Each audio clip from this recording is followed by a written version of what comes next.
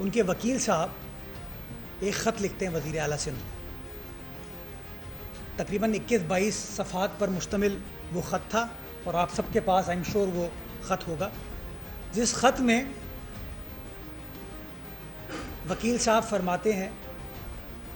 कि पुलिस मुकम्मल तौर पर फेल हो गई है। वो कहते हैं आईजी साहब मुकम्मल तौर पर फेल हो गए हैं, वज़ीर दाखिला साहब मुकम्मल तौर पर फेल हो गए हैं,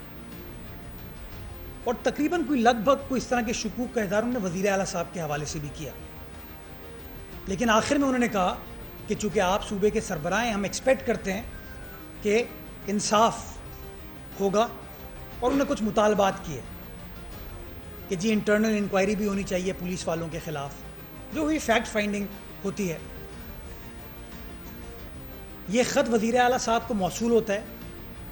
और वज़ीर आला साहब 21 अगस्त को जुमे के दिन सुबह 11 बजे एक मीटिंग कॉल करते हैं, जिसके अंदर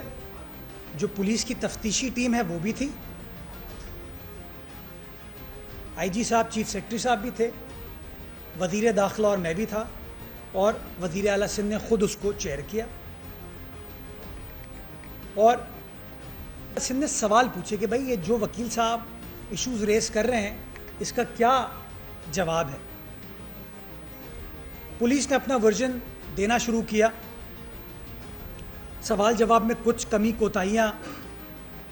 जो पहली इन्वेस्टिगेशन टीम थी उसके हवाले से जो पिन पॉइंट की गई थी वज़ीर आला सिंध ने,